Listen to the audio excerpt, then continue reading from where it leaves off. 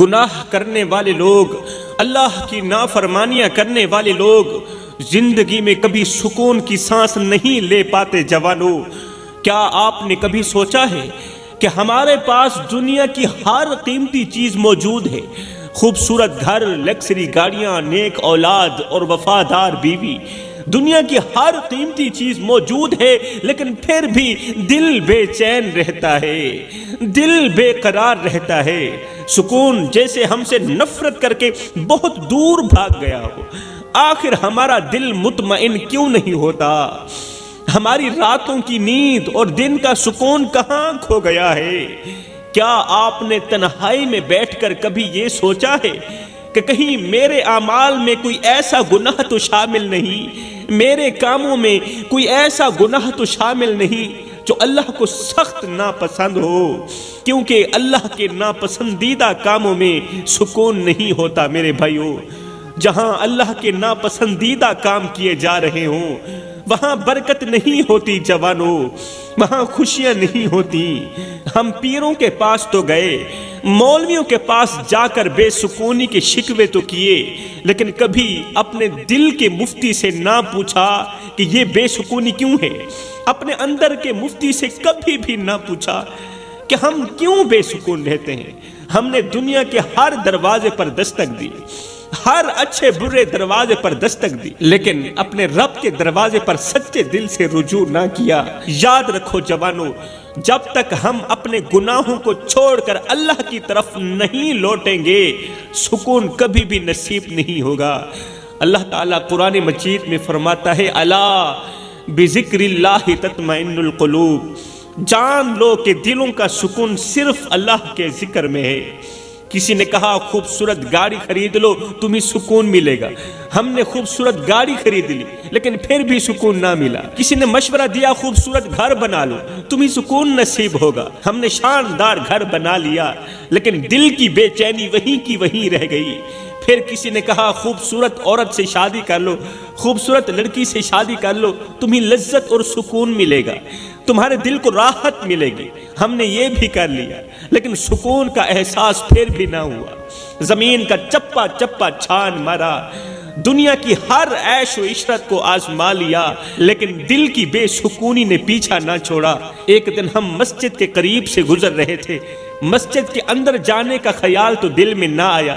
ہم نے مسجد کے اندر جانا تو گوارا نہ کیا، لیکن مسجد کے اندر سے ایک مولوی صاحب کی آواز سنائی دی۔ مولوی صاحب کہہ رہے تھے، اے بے سکون لوگو، سکون ڈھونڈنے والو، سکون کے متلاشیو، سن لو، اللہ کا قرآن کہتا ہے، الا بذکر اللہ تطمئن القلوب، دلوں کا سکون تو فقط اللہ کے ذکر میں ہے میرے بھائیوں۔ جب تم اللہ کا ذکر کرو گے تو تمہارے دل کو سکون ملے گا، تمہارے دل کو راحت ملے گی، تمہارے دل کو اطمینان نصیب ہوگا۔ مولوی صاحب کی یہ آواز سن کر ایک لمحے کے لیے ہمارے قدم رک گئے۔ اب تو دل بھی گواہی دینے لگا، اب تو دل بھی گواہی دینے لگا کہ سکون کی چابی تو اللہ کی یاد میں ہے، سکون تو فقط اللہ کے ذکر میں ہے۔ میرے محترم بھائیوں، کیا آپ جانتے ہیں کہ 3 گناہ ایسے ہیں جو گھر سے برکت کو اٹھا لیتے ہیں اور دل کو بے سکون کرنے کا ذریعہ بن جاتے ہیں؟ یہ گناہ نہ صرف رزق کی بندش کا سبب بنتے ہیں بلکہ قلب کو بھی بے قرار کر دیتے ہیں، دل کو بھی بے سکون کر دیتے ہیں۔ پہلا گناہ تو یہ ہے کہ اللہ کی یاد سے غافل رہنا، نماز نہ پڑھنا، قرآن نہ پڑھنا، اللہ کو یاد نہ کرنا۔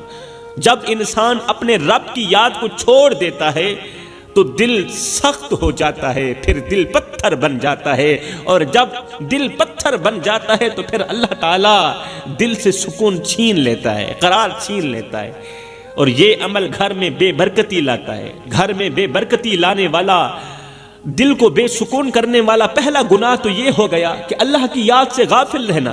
دوسرا گناہ حرام کھانا۔ حرام رزق نہ صرف روح کو آلودہ کرتا ہے بلکہ گھر کی خوشیاں بھی مٹا دیتا ہے۔ حرام گھر کی خوشیاں مٹا کے رکھ دیتا ہے، گھر میں افراتفری کا مقام برپا کر دیتا ہے۔ میاں بیوی کبھی بھی خوش نہیں رہ پاتے، دونوں کے درمیان ہر وقت لڑائی جھگڑا لگا رہتا ہے۔ حرام کمانے والا، حرام کھانے والا کبھی بھی سکھ کی سانس نہیں لے پاتا، وہ چاہے مرد ہو وہ چاہے عورت ہو۔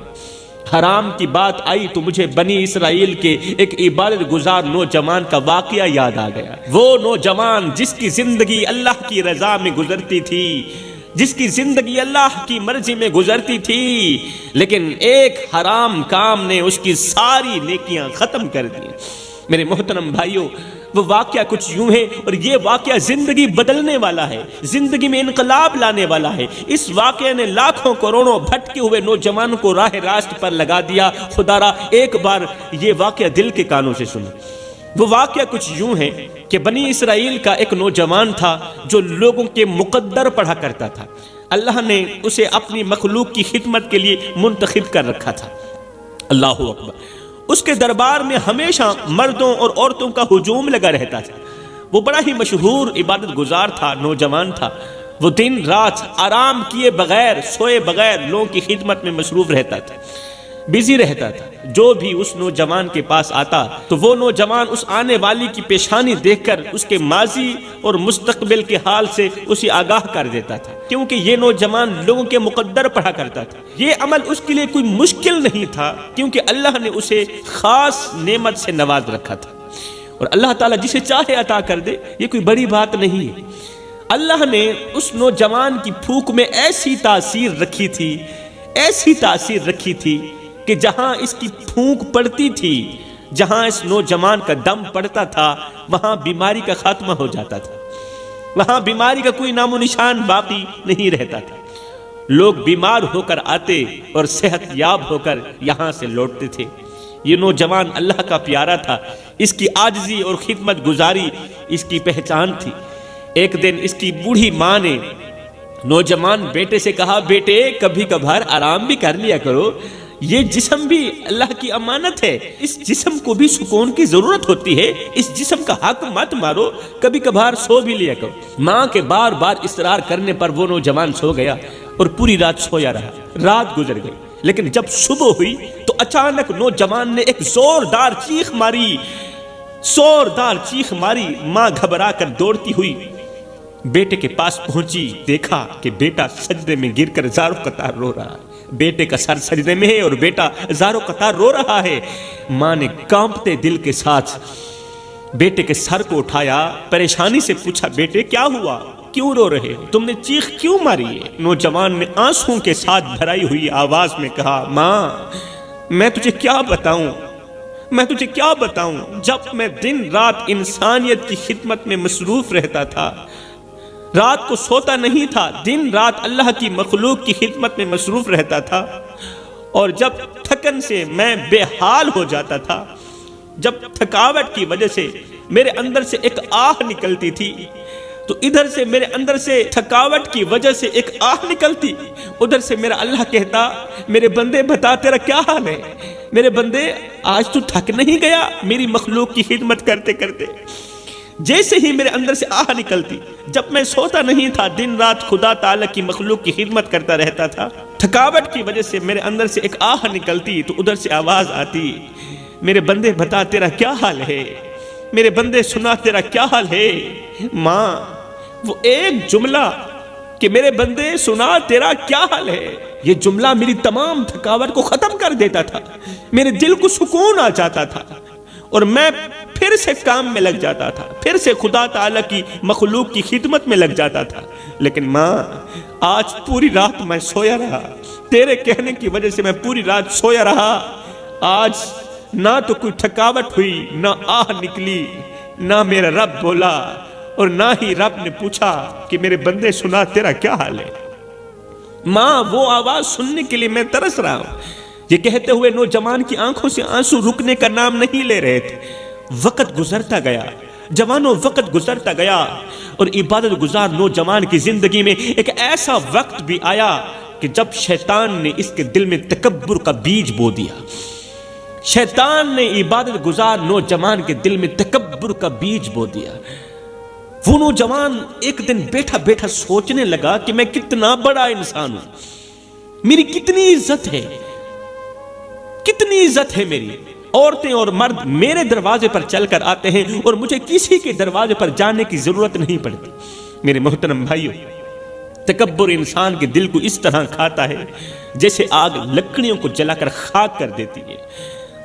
اب تکبر اس نوجوان کی نیکیوں کو آہستہ آہستہ ختم کرنے لگا۔ عبادت کا تکبر، عبادت کی میں، جیسے ہی میں اس نوجوان کے اندر آئی نا تو نوجوان کی نیکیوں کو یہ تکبر آہستہ آہستہ ختم کرنے لگا۔ جو عاجزی کبھی اس کے کردار کا حصہ تھی، وہ عاجزی اب تکبر کی وجہ سے مٹنے لگی۔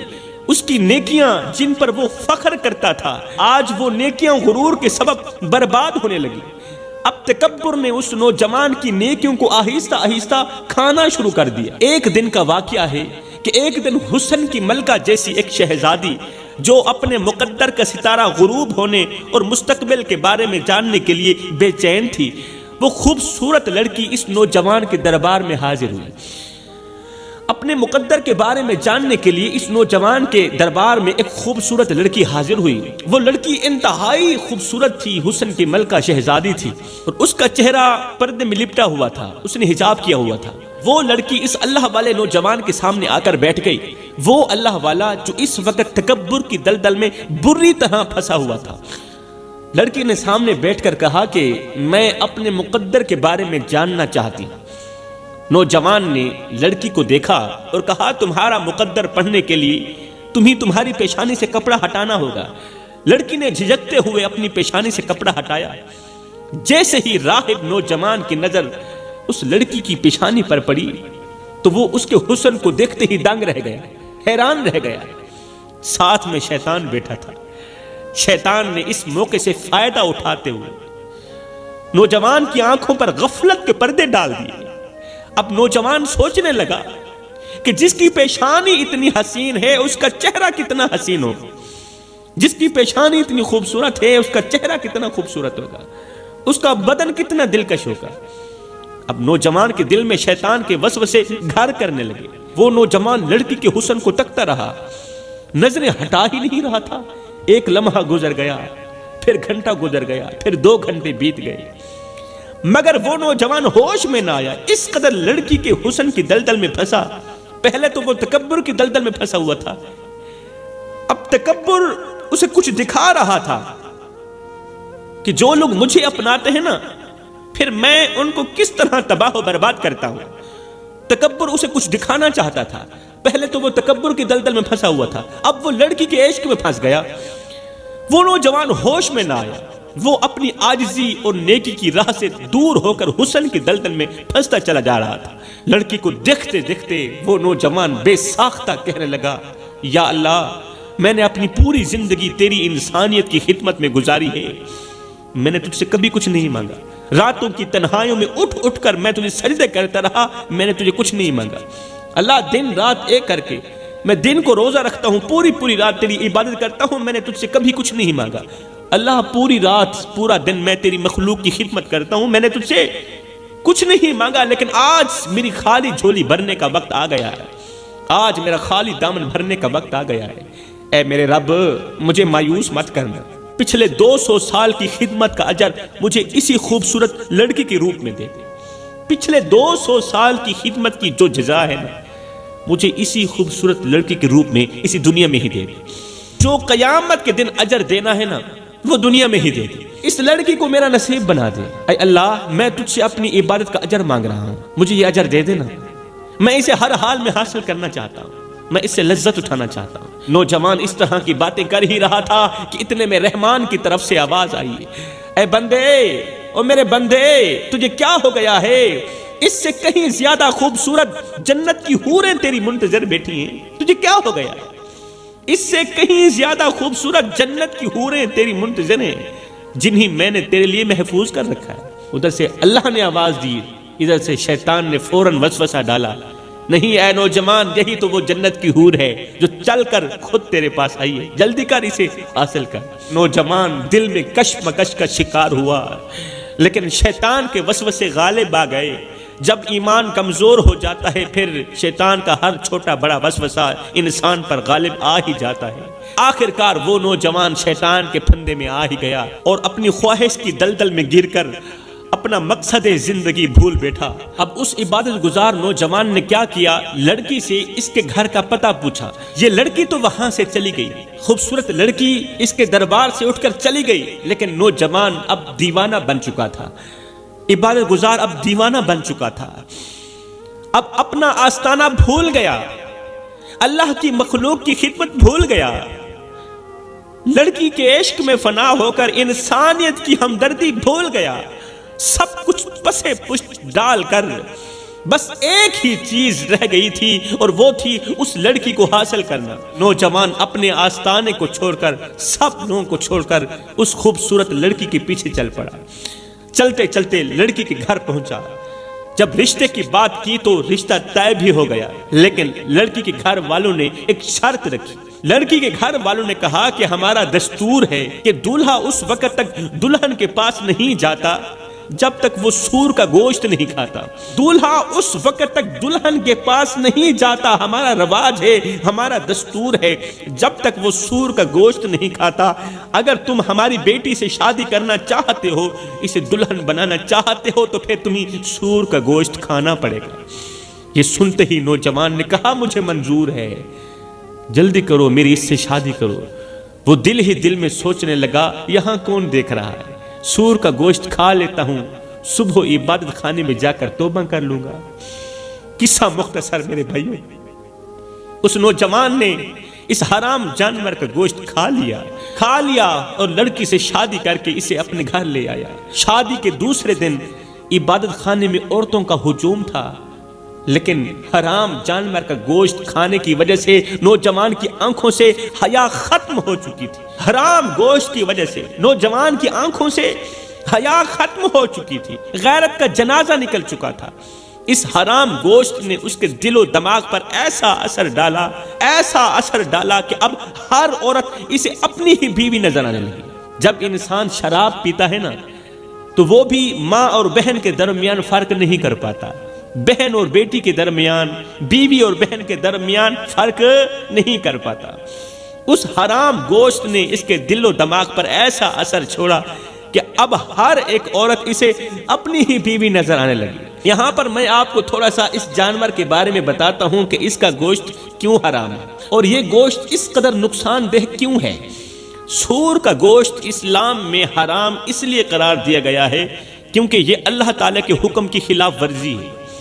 اللہ تعالیٰ نے اس گوشت کو ناپسند کیا ہے، اور آج کی سائنس بھی اس بات کی تصدیق کر چکی ہے کہ اس جانور کا گوشت بیماریوں کا سبب بنتا ہے، کیونکہ اس کے جسم میں زہریلے مادے جمع ہوتے ہیں، زہریلے مادے جو انسان کی صحت کو نقصان پہنچاتے ہیں۔ اب اس کے کھانے سے انسان بے حیا کیوں بن جاتا ہے، انسان بے غیرت کیوں بن جاتا ہے، حیا کا جنازہ کیوں نکل جاتا ہے؟ اس کی وجہ یہ ہے، وہ اس لیے کہ یہ جانور اپنی خوراک کے لیے ناپاک چیزیں استعمال کرتا ہے۔ جب اسے بھوک لگتی ہے نا، سور کو جب بھوک لگتی ہے تو یہ ناپاک چیزیں کھاتا ہے۔ کچھ لوگ تو کہتے ہیں کہ یہ اپنا فضلہ خود کھاتا ہے، مطلب مردار چیزیں کھاتا ہے۔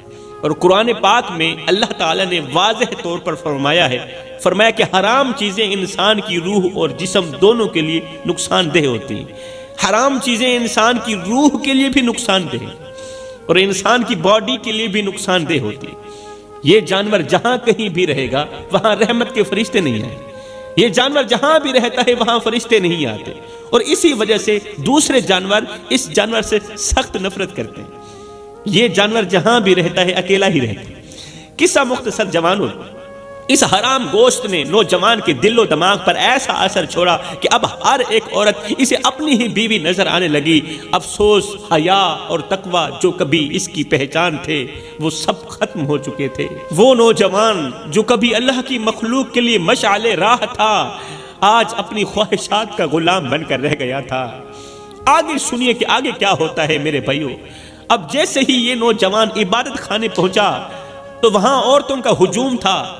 اب اس کی آنکھوں سے حیا کا پردہ ہٹ چکا تھا اور ہر دکھنے والی عورت اسے اپنی بیوی ہی نظر آنے لگی تھی، اور ادھر سے دشمن شیطان نے بھی اس نوجوان کو اپنے قابو میں لے لیا تھا۔ اب یہ نوجوان اپنی خواہش پوری کرنے کے لیے ایک غیر محرم عورت کو اپنی بیوی سمجھ کر کمرے کے اندر لے گیا۔ کیونکہ ہر ایک عورت اسے اپنی بیوی ہی نظر آ رہی تھی۔ اس نوجوان نے کیا کیا؟ اپنی خواہش پوری کرنے کے لیے ایک غیر محرم عورت کو اپنی بیوی سمجھ کر کمرے کے اندر لے گیا۔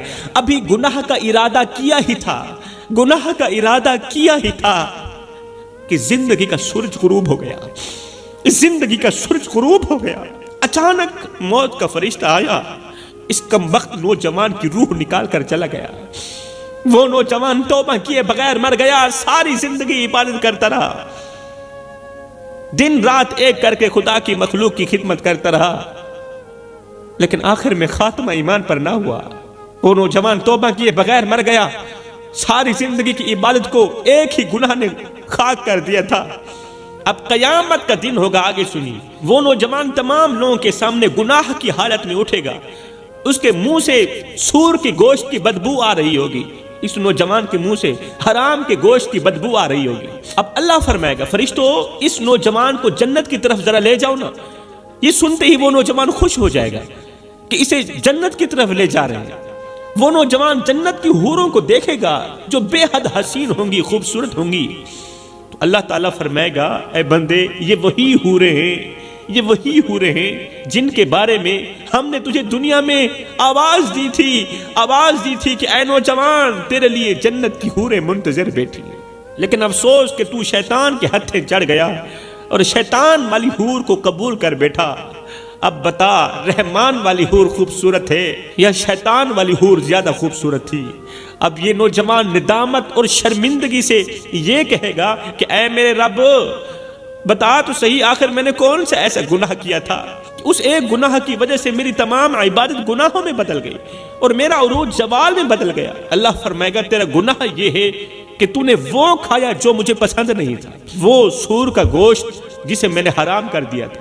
تو نے سور کے گوشت کو اپنے نفس کی خواہش کے لیے قبول کر لیا اور اس ایک گناہ نے تیری تمام نیکی کو مٹا کے رکھ دیا، اس لیے کہ تو بغیر توبہ کے مر گیا۔ میرے محترم بھائیوں، میں آپ سے ایک سوال کرنا چاہتا ہوں، پوچھنا چاہتا ہوں، کیا آپ نے غور کیا کہ اس نوجوان نے صرف ایک ہی گناہ کیا تھا، صرف ایک بار حرام کھایا تھا، وہ بھی زندگی بھر کی عبادت کے بعد ایک بار حرام کھایا تھا، لیکن وہ ایک گناہ جو اللہ تعالیٰ کا سخت ناپسندیدہ تھا اس کی تمام عبادات کو ضائع کر گیا۔ وہ ایک گناہ جو اللہ تعالیٰ کا سخت ناپسندیدہ تھا اس کی تمام عبادات کو ضائع کر گیا، اس کی پوری زندگی کی نیکیاں اس ایک گناہ کے بوجھ تلے دب کے رہ گئی اور وہ ہمیشہ کے لیے جہنم واصل ہو گیا، بغیر توبہ کے مر گیا، خاتمہ ایمان پر نہ ہوا۔ ہمیں ایک لمحے کے لیے رک کر یہاں سوچنا چاہیے کہ ہم نے کتنی مرتبہ حرام کھایا ہے، چاہے وہ کھانے میں ہو، چاہے وہ حرام کھانے میں ہو، کاروبار میں ہو یا کسی اور ذریعہ میں ہو، ہم نے کتنی مرتبہ حرام کھایا ہے۔ میں کسی ایک کی بات نہیں کر رہا، نہ اپنی بات کر رہا ہوں اور نہ ہی آپ لوگوں کی بات کر رہا ہوں، بلکہ میں ان لوگوں کی بات کر رہا ہوں جو صبح و شام اللہ کی نافرمانیاں کرتے ہیں، حرام کھاتے ہیں، حرام کاروبار کرتے ہیں اور اپنے بچوں کو بھی حرام کھلاتے ہیں۔ میرے بھائیوں ذرا غور کرو، ایسے لوگ کیا کبھی سکون کی سانس لے سکتے ہیں؟ ایسے لوگ کیا کبھی سکون سے جی سکتے ہیں؟